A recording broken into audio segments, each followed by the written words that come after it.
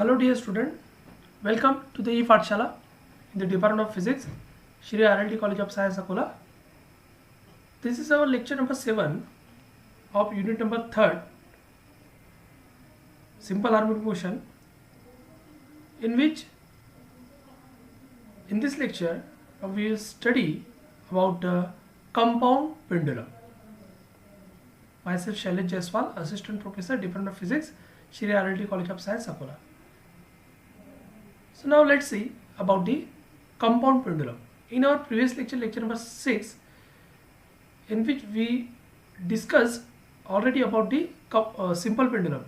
Now in this lecture, lecture number 7, we will discuss about the compound pendulum. Okay, तो सबसे पहले हम यहाँ पे डेफिनेशन देखेंगे कि कंपाउंड पेंडुलम होता क्या है. So definition of the compound pendulum: a rigid body of any size and shape which is free to oscillate in a vertical plane about an horizontal axis passing through it is called as compound pendulum. इसके पहले के lecture में हमने simple pendulum के बारे में देखा था. सिंपल पेंडुलम में क्या था कि एक रिजिड सपोर्ट ऊपर से और एक थ्रेड था जिसका वन एंड एक रिजिड सपोर्ट से अटैच था और दूसरा जो एंड है वो हेवी पॉइंट मास उससे अटैच था.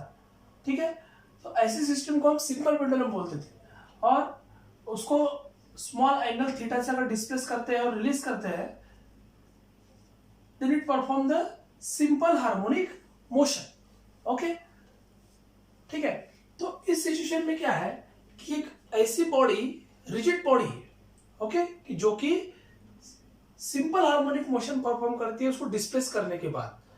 ठीक है, तो उस टाइप के पेंडुलम को बोलते हैं कंपाउंड पेंडुलम. तो rigid body means what, any type of shape and size, मतलब वो किसी भी टाइप की शेप और साइज में रहती है. जैसे क्यूबिकल शेप लिया मैंने, इसको भी हम कंपाउंड पेंडुलम भी बोल सकते हैं. ओके, एक वर्टिकल स्केल अगर मैं लेता हूँ, रिजिड रॉड भी लेता हूँ, इररेगुलर शेप या रेगुलर शेप कोई भी रहो, ठीक है, तो उसको मैं कंपाउंड पेंडुलम बोलूंगा. तो वो क्या रहता है कि एक rigid body of any size and shape which is free to oscillate in a vertical plane. अब यहाँ पे जो ये प्लेन है ये वर्टिकल और ये हॉरिजॉन्टल, तो वर्टिकल प्लेन में क्या होगा, ऑसिलेट होगा, जो कि ओके, जो कि वर्टिकल प्लेन में ऑसिलेट होगा अलोंग द हॉरिजॉन्टल एक्सिस. ठीक है, हॉरिजॉन्टल एक्सिस के अलावा वर्टिकल प्लेन में वो क्या होगा, ऑसिलेट होगा. तो इसको मैं यहाँ से अगर पाइवोटेट कर दूं, ठीक है, हैंग कर दूं, तो ये इस तरीके से क्या, अगर मैं इसको डिस्प्लेस करूं और रिलीज करूं तो ये इस तरीके से सिंपल हार्मोनिक मोशन परफॉर्म करेगा. तो इस टाइप की बॉडी को रेगुलर और irregular shape, any type, any shape and size of which is free to oscillate in a vertical plane about an horizontal axis passing through it, this type of body is called as compound pendulum. ठीक है, तो अभी मैं ऐसे diagrammatically आपको show करके बता रहा हूँ. एक कोई भी random shape, any regular shape की बॉडी मैंने लिया है, जो कि ये यहाँ पे एक पॉइंट में निकाल रहा हूँ जो यहाँ से इस पॉइंट के अलोंग वो सस्पेंडेड है. ठीक है, ये एक्सिस ऑफ रोटेशन होगी उसकी. ठीक है, ये ऐसे मैंने ऐसे एक्सिस पास की और ये बॉडी ये एक्सिस के थ्रू ऐसे ऑसिलेट होती है अगर मैं इसको ऐसे डिस्प्लेस करूँ तो. ठीक है, तो this is a point of suspension which is represented as S. Okay? अब इस पूरे इसके बॉडी का मास है m. अब ये पूरे बॉडी का जो सेंटर ऑफ ग्रेविटी है वो किसी एक पॉइंट पे रहती है. Centre of gravity means what, centre of mass means what, the whole mass of the body is concentrated at one point is called as centre of mass. जैसे मान लीजिए कि एक बॉडी है, इस सेंटर ऑफ मास अगर निकालना है तो इसको एक नाइफ एज पे रख के हम बैलेंस करते हैं. ठीक है, जिस पोजीशन पे वो अगर बैलेंस हो जाती है, जिस पोजीशन पे वो बैलेंस हो जाती है वो हो गया उसका सेंटर ऑफ मास. ठीक है, जैसे मैं मेरे उंगली पे ये बॉडी को रख रहा हूँ और इसको मैं बैलेंस करने की कोशिश कर रहा हूँ, तो एक कोई तो भी पोजीशन ऐसी आएगी जिसपे वो बैलेंस रहेगा. तो ये पॉइंट उसका सेंटर ऑफ मास होगा. उस सेंटर ऑफ मास को मल्टीप्लाई करते हैं एक्सेलरेशन ड्यू टू ग्रेविटी से, तो वो होता है उसका सेंटर ऑफ ग्रेविटी. ठीक है, तो whole mass of the body is concentrated at a point is called as centre of gravity. तो पूरे जो बॉडी का जो मास है जो वेट है वो एक पॉइंट पे कॉन्सेंट्रेट रहेगा, उसी पॉइंट को हम सेंटर ऑफ ग्रेविटी बोलेंगे। इसे रिप्रेजेंट कर रहा हूं मैं, इसका सेंटर ऑफ ग्रेविटी यहाँ पे, विच इज रिप्रेजेंटेड एज जी। ठीक है, तो सेंटर ऑफ सस्पेंशन से सेंटर ऑफ ग्रेविटी तक का जो डिस्टेंस है उसको मैं रिप्रेजेंट कर रहा हूं यहाँ पे एल से। ठीक है, ओके। और इस पॉइंट का जो झुकाव है वो नीचे की तरफ रहेगा। ठीक है, फोर्स जो है ग्रेविटेशन फोर्स के नीचे की तरफ रहेगा, वो फोर्स रहेगा m इंटू जी। ठीक है, तो इस टाइप की बॉडी को हम बोलेंगे कंपाउंड पेंडुलम। ओके, तो अब इस बॉडी को अगर मैं थोड़ा डिस्प्लेस करूं और रिलीज कर दूं, it perform the simple harmonic motion along its horizontal line in a vertical plane. Okay, अगर ये बॉडी ऑसिलेट होती है, ठीक है, अगर ये बॉडी ऑसिलेट होती है तो हमारा काम है उसका टाइम पीरियड निकालना। ओके, तो इसका मास यहाँ पे m, और इसको मैं थोड़ा डिस्प्लेस कर रहा हूं, तो डिस्प्लेस करने के बाद देखिए इसका शेप कुछ, ठीक है, सेंटर ऑफ सस्पेंशन है ही निकालूंगा मैं।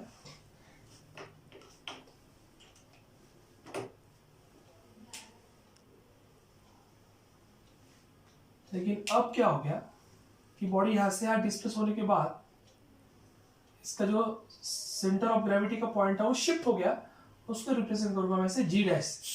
ठीक है, वो जो शिफ्ट हो गया, okay, with small angle theta. Theta इतने स्मॉल एंगल से उसको हमने डिस्प्लेस कर दिया। When we release this at that point, then it perform the simple harmonic motion, मतलब वो अपने ओरिजिनल पोजीशन पे वापस आने की कोशिश करेगा। लेकिन वो यहाँ आके नहीं रुकेगा, वो फिर से आगे जाएगा और फिर से एक कोई भी फोर्स ऐसा जनरेट होगा जिस फोर्स को हम बोलेंगे रिस्टोरिंग फोर्स, रिस्टोरिंग कपल। ठीक है, रिजिड बॉडी इसलिए कपल मैं वर्ड यूज कर रहा हूँ यहाँ पे। अगर सिंपल बॉडी रहती थी तो मैं फोर्स यूज करता था, तो रिजिड बॉडी होने के कारण मैं कपल ऑफ फोर्स का यूज करूंगा। ठीक है, रिस्टोरिंग कपल मैं यहाँ पे उसको बोलूंगा। तो अगर मैं इसको इधर डिस्प्लेस कर दूं और रिलीज करूं तो वो उसके ओरिजिनल पोजीशन पे आने की कोशिश करेगा due to this restoring couple. ठीक है, लेकिन वो यहाँ आके नहीं रुकेगा, वो फिर से इधर ये साइड में जाएगा और फिर से उसके जो रिस्टोरिंग फोर्स इधर साइड में जाने के बाद क्रिएट हुआ है, फिर से वो रिस्टोरिंग कपल उसको इधर लाने की कोशिश करेगा। तो इस तरीके से क्या होगा कि वो perform the simple harmonic motion, और वो सिंपल हार्मोनिक मोशन परफॉर्म करता है तो हमारा काम है कि उसका टाइम पीरियड, उसकी स्टडी करें, उसका टाइम पीरियड निकालना। तो चलिए हम देखते हैं कि इसका टाइम पीरियड कैसे निकाला जाए। ठीक है, तो यहाँ पे बॉडी को हम इधर डिस्प्लेस कर रहे हैं। ठीक है, ये arrow indicate displacement of this compound pendulum rigid body after the with small angle theta and then release. So due to this restoring couple, the body return to its original position and perform the simple harmonic motion. Okay, तो यहाँ पे जो initial position थी उसका point जो है वो centre of gravity का पॉइंट जी, यहाँ का जो पॉइंट है वो सेंटर ऑफ ग्रेविटी का पॉइंट है जी डैश, जब वो उसकी पोजीशन डिस्प्लेस हो जाती है और रिस्टोरिंग कपल की वजह से वो फिर से उसके मेन पोजीशन पे आने की कोशिश करता है। तो restoring couple which is represented as tau, and we know the formula for this tau, magnitude of force into perpendicular distance from the axis of rotation. Axis of rotation से ये जो ओरिजिनल पोजीशन है वो लेता हूं मैं, तो axis of rotation से उसका परपेंडिकुलर डिस्टेंस, मतलब इतना distance, this is distance which is perpendicular from the axis of rotation, ये उसकी एक्सिस ऑफ रोटेशन हो गई, और ये हो गया perpendicular distance from this axis of rotation. ठीक है, इतना distance multiplied by magnitude of force. अब यहाँ पे जो है मैग्नीट्यूड ऑफ फोर्स है, जिसे मैं यहाँ पे लिखूंगा tau is equal to magnitude of force है यहाँ पे M G, M into G. ठीक है, मैग्नीट्यूड ऑफ फोर्स है यहाँ पे एम जी, और जो रिस्टोरिंग ठीक है, रिस्टोरिंग कपल टॉ equals to force into perpendicular distance from the axis of rotation.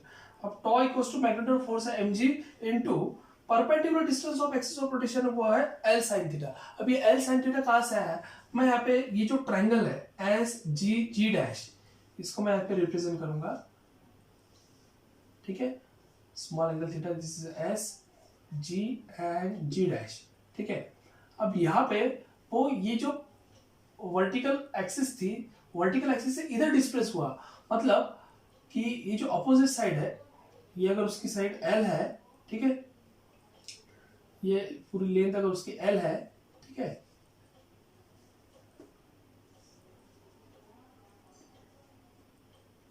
तो ये पूरी साइड एल है, तो यहाँ पे ये हो जाता है एल साइन थीटा और ये हो जाता है एल कॉस थीटा। इसलिए जो जो डिस्टेंस है वो डिस्टेंस हम यहाँ पे लिखते हैं एल साइन थीटा। ओके,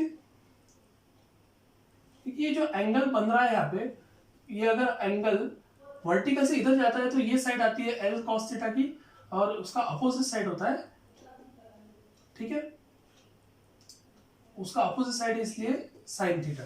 तो यहाँ पे एल साइन थीटा हम यहाँ पे लिख सकते हैं। और अगर ट्रिग्नोमेट्री के लैंग्वेज में अगर बात करते हैं तो यहाँ पे देखिए sine theta is nothing but the opposite upon hypotenuse. तो यहाँ पे अपोजिट साइड हो गई ये, ठीक है, G dash, G into G dash, और हाइपोटेनियस हो गई है एल, तो G into G dash, this is opposite side, और ये साइड हमको होना है, तो ये side G into G dash is equal to L sine theta, इसीलिए जो ये साइड है वो आती है एल साइन थीटा। तो इस तरीके से हम यहाँ पे बता सकते हैं। इसीलिए restoring couple tau is equal to magnitude of force mg into L sine theta मैं यहाँ पे लिख सकता हूँ, ठीक है। और मैं यहाँ पे साइन लगा रहा हूं minus, so this negative sign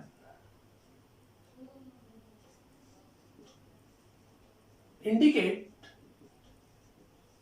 that displacement and restoring couple are in opposite direction.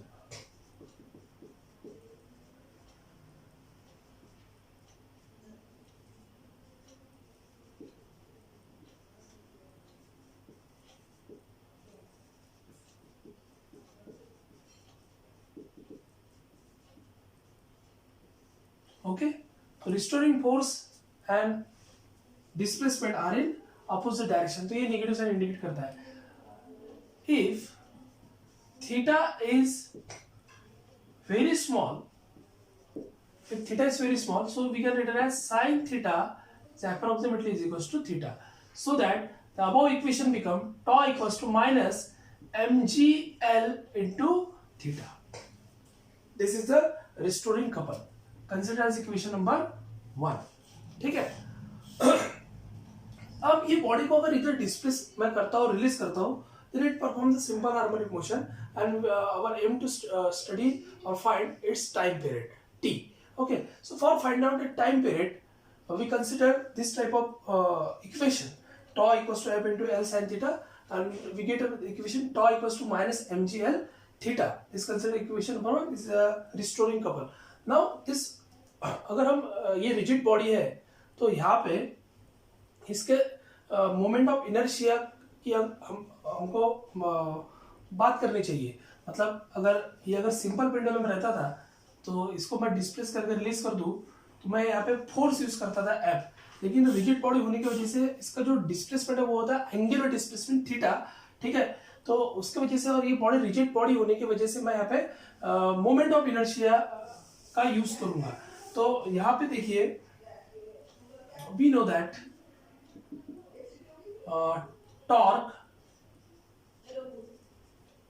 Toe is nothing but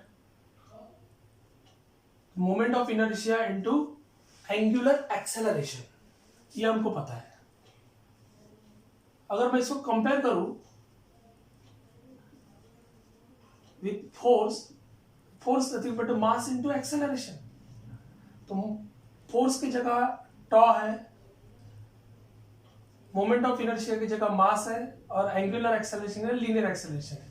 मतलब अगर बॉडी लीनियर मोशन परफॉर्म करती है या फिर सिंपल पेंडुलम की बात करते हैं तो मैं ये इक्वेशन ले सकता हूँ F equals to mass into acceleration. लेकिन बॉडी रिजिड है और वो एंगुलर मोशन परफॉर्म कर रही है तो उसका रिप्लेसमेंट इस फार्मूले से होता है। ये हमने बेसिक जो यूनिट है 12th स्टैंडर्ड की उसमें देखा है। तो फोर्स की जगह टॉ आता है, मास की जगह मोमेंट ऑफ इनर्शिया आता है, और लीनियर एक्सेलरेशन की जगह एंगुलर एक्सेलरेशन आता है। इसीलिए मैं टॉ लिखूंगा यहाँ पे I into alpha, therefore tau equals to I।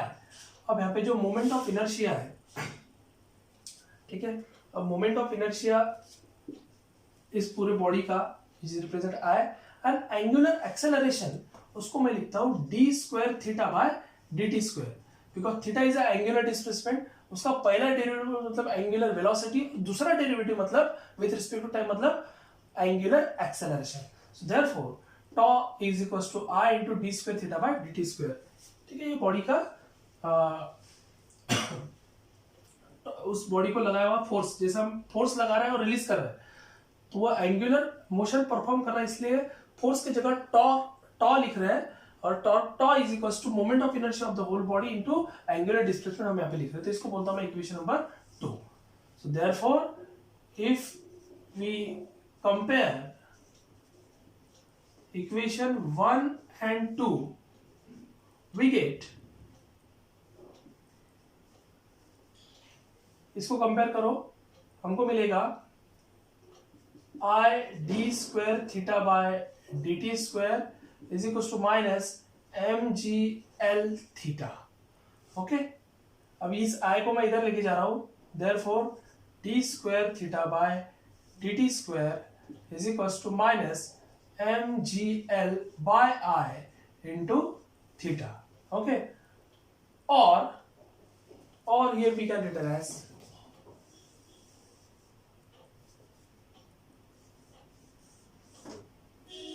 or here we can written as d square theta by dt square। अब इसको मैं इधर लेके आऊंगा, ये हो जाएगा plus M G L by I into theta is equal to 0। Okay, अब हमको पता है कि जब body simple harmonic motion perform करती है तो उसका सेकंड ऑर्डर डिफरेंशियल इक्वेशन हमने लेक्चर नंबर यूनिट नंबर 3 के lecture number first second lecture में देखा था। We know the differential equation d square x by dt square plus omega square x is equals to 0. This is the second order differential equation. If we compare this equation with this equation, तो ये जो term है omega square x, देखो theta के जगह x आता है linear displacement, ठीक है, तो ये जो ओमेगा स्क्वायर की जो टर्म है उसके जगह ये टर्म आ रही है। Okay, so if we compare this to equation, because both are the same equation, the second order differential equation of the simple harmonic motion, so we can written as omega square is equals to mgl by I। okay, or omega is equals to under root of mgl by I। ठीक है, तो ये term constant है, ठीक है, ये term constant है, इसको इसके जगह अगर मैं ओमेगा स्क्वायर लिख दूं और इसको इधर ले लूं, तो ये जो एंगुलर डिस्प्लेसमेंट है is directly proportional to theta, angular acceleration is directly proportional to theta, यहाँ पे दिख रहा है, इसका मतलब body simple harmonic motion perform कर रही है, हम यहाँ पे बता सकते हैं। ठीक है, तो ये पूरी टर्म को अगर मैं इधर लेते आऊं तो minus M G L I constant है और डायरेक्टली प्रोपोर्शनल थीटा आता है, मतलब angular acceleration is directly proportional angular displacement यहाँ पे रिप्रेजेंट होता है। इसका मतलब बॉडी जो है वो सिंपल हार्मोनिक मोशन परफॉर्म कर रही है, और इसलिए हमको इसका टाइम पीरियड निकालना जरूरी है। तो टाइम पीरियड का फॉर्मूला है हमारा, देखो इसके ऊपर से हमने ये लिख लिया, और उसके बाद हमारा जो टाइम पीरियड का formula we know the time period t equals to twice pi omega। ठीक है, therefore t equals to twice pi, omega की जगह मैं ये लिख रहा हूं under root of this, under root of M G L by I, और t is equals to twice pi under root of I by mgl। So this is the time period of the compound pendulum। Okay, तो इस तरीके से हम time period निकाल सकते हैं 2 पाई, ठीक है, 2 pi under root of I by M G L, और अभी मैं जैसा बता रहा था D square theta by D T square, okay, D square theta by D T square is equals to minus omega square theta. This is a constant term, so we can write d square theta by dt square is directly to theta. Okay, तो ये हो गया उसका time period का equation. This time period of compound pendulum. ठीक है, तो यहाँ पे ये टाइम पीरियड का equation t equal to twice by under root l by mgl, इसको मैं यहाँ पे लिखता हूँ और बोलता हूँ यह को इसको इक्वेशन नंबर 3. अब इसी इक्वेशन को मुझे मॉडिफाइड करके लिखना है. ठीक है, तो मॉडिफाइड करके लिखना है, इसलिए मैं क्या कर रहा हूँ यहाँ पे इस i की जगह एक अलग टर्म में लिखने वाला हूँ जो कि हम यहाँ पे निकालेंगे. ठीक है, तो यहाँ पे देखिए, if ij be the moment of inertia about an axis passing through the centre of gravity g. अब ये बॉडी रिजिड बॉडी है और ये ऑसिलेट हो रही है, मतलब रोटेशनल मोशन परफॉर्म कर रही है ऐसा हम बोलेंगे. ठीक है, अब रोटेशन मोशन परफॉर्म करती है इसलिए यहाँ पे उसका मोमेंट ऑफ इनर्शिया का पार्ट आ रहा है. और यहाँ पे 2 पॉइंट है, एक सेंटर ऑफ सस्पेंशन का पॉइंट और ये सेंटर ऑफ ग्रेविटी का पॉइंट. तो ये मैं इसको 2 पॉइंट को मैं यहाँ पे ले रहा हूँ. ठीक है, अब अगर मैंने यहाँ से एक एक्सिस पास कर दी और यहाँ से दूसरे एक्सिस पास कर दी, ठीक है, तो moment of inertia of a body about it centre of मास, जिसका फार्मूला है Ig is equals to mk square and k is the radius of gyration. Okay, so if Ig be the moment of inertia upon an axis passing through the center of gravity g, so Ig is equals to mk square. ये हो गया उसका यहाँ का moment of inertia Ig, और ये I not ये centre of suspension से. So where k is the radius of gyration to g. So now using the theorem of parallel axis, this is both are the parallel axis. So using the theorem of parallel axis, we know the theorem I equals to Ig plus ml square. Ml square is nothing but the moment of inertia of a body about its center of suspension, axis passing through its center of suspension. So it's nothing but I naught, Ig plus I naught. So I naught is nothing but the ml square. Ml means mass into L. ठीक है, we know the formula for the moment of inertia, product of mass and square of distance between the center of gravity and the center of suspension. Okay, so ml square. So therefore, if you put Ig is nothing but mk square plus ml square, so we get I equals to m get common k square plus l square. So if we put this value in the equation number 3rd, so therefore equation 3rd can be written as time period t equals to twice pi under root of m into, ठीक है, ये small m या capital m ले सकते हैं. ठीक है, तो अगर स्मॉल m है तो सभी जगह मैं स्मॉल m कर दूंगा इसको. ठीक है, स्मॉल m इंटू के square plus L square upon mgl. g is the acceleration due to gravity, l is the length, so mm get cancelled. Okay, therefore the equation become twice pi under root of k square plus l square upon g into l. Okay, once again we modify this equation.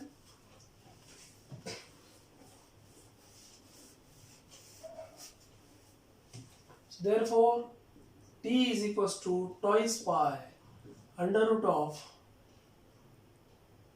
k square by l plus l square by l upon only g. Therefore t equals to twice pi under root of k square by l plus l upon g. This is a modified equation of time period of compound pendulum. Okay, तो यहाँ पे अगर हम simple pendulum के time period के साथ इसको compare करते हैं, तो we know the time period of simple pendulum वो है t equals to twice pi under root of l by g. तो सिर्फ यहाँ पे जो l है उसकी जगह ये फैक्टर आया है. Therefore l is nothing but k square by l plus. ठीक है, तो अगर हम सिंपल पेंडुलम के साथ कंपेयर करते हैं तो l की जगह ये आता है, ये फैक्टर एक्स्ट्रा आया है यहाँ पे due to this compound pendulum. So this is about the periodic time और time period of the compound pendulum यहाँ पे हमने निकाला है. ठीक है, अब इसके बाद क्या देखेंगे हम कि अगर इस पेंडुलम को मैं इन्वर्ट कर दूं, मतलब सेंटर ऑफ ग्रेविटी ये सेंटर ऑफ सस्पेंशन हो जाएगी, तो इस सिचुएशन में क्या होगा, टाइम पीरियड के फार्मूले में क्या चेंज होगा वो अभी देखना है। So the interchangeability of centre of suspension and centre of oscillation, ठीक है। तो यहाँ पे पहले ये था सेंटर ऑफ ऑसिलेशन, तो अब इसकी जगह इसको इन्वर्ट कर देते हैं तो सेंटर ऑफ ऑसिलेशन ये हो जाएगा, ठीक है। तो यहाँ पे एज ये सेंटर ऑफ ऑसिलेशन प्रीवियस, ये सेंटर ऑफ ग्रेविटी का पॉइंट, अभी ये न्यू ऑसिलेशन का पॉइंट जिसको इन्वर्ट करते हैं तो ये ऊपर आ जाएगा, ये नीचे आ जाएगा। तो इसकी जो टोटल लेंथ थी, ठीक है, इसकी टोटल लेंथ थी L इक्वल्स टू के स्क्वायर L बाय L। अगर कंपेयर करते हैं हम ये कैपिटल L के साथ में, ठीक है, ये कैपिटल L के साथ में कंपेयर करते हैं तो यहाँ पे के स्क्वायर L प्लस L ऐसा आता है, तो टोटल L इक्वल्स टू के स्क्वायर L प्लस L, मतलब ये इतना L, ठीक है, ओके। और यहाँ पे ये जो पॉइंट है ये है के स्क्वायर बाय L। और इसको उल्टा करते हैं तो यहाँ पे ये हो जाएगा O, ये हो जाएगा G। तो हमको सिर्फ इतना पार्ट लेना पड़ेगा ऑसिलेशन के लिए, ठीक है। ये ऐसी सिस्टम हो जाएगी, यहाँ पे ये हो गया न्यू जी डैश, ठीक है, तो थीटा, ओके। तो इस सिचुएशन में जो न्यू टाइम पीरियड रहेगा टी डैश, वो रहेगा twice pi under root of, अब सिंपल ये जो L था, सिर्फ L की जगह मैं लिखूंगा यहाँ पे